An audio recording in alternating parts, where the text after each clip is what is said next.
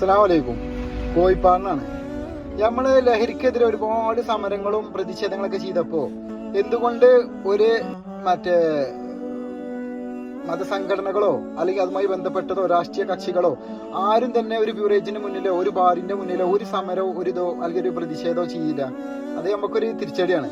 കാരണം എന്താ വെച്ചാൽ കള്ളു കുടിക്കുന്ന ഒരു ദാസന്റെ വീട്ടിൽ ചെന്നോ, കള്ളു കുടിക്കുന്ന ഒരു അയ്യൂബിന്റെ വീട്ടിൽ ചെന്നോ, അല്ലെങ്കിൽ ഒരു അക്ബറിന്റെ വീട്ടിൽ ചെന്നോ കണ്ടോ, അല്ലെങ്കിൽ ഉപ്പ കള്ളു കുടിക്കണതുകൊണ്ട്, അല്ലെങ്കിൽ അച്ഛൻ കള്ളു കുടിക്കണതുകൊണ്ട്, അല്ലെങ്കിൽ അപ്പച്ചൻ കള്ളു കുടിക്കണതുകൊണ്ട് വീട്ടിൽ സുഖാണല്ലേ, അല്ലെങ്കിൽ സമാധാനം ഉണ്ടല്ലോ അല്ലേ എന്നൊക്കെ നമ്മൾ ചോദിച്ചു നോക്കുക.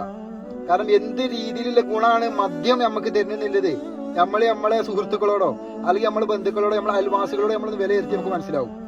ഒരു സംഘടനകളും മദ്യത്തിനെതിരെ സംസാരിക്കണതോ അല്ലെങ്കിൽ ഒരു പ്രതിഷേധമോ അല്ലെങ്കിൽ ഒരു ബാറിന്റെ മുന്നിൽ ഉള്ളൊരു പ്രതിഷേധം ഒരു ജാഥയെ ഞാൻ കണ്ടിട്ടില്ല. നിങ്ങളാരും കണ്ടുപോകുന്ന എനിക്ക് അറിയുകയും ചെയ്യൂല.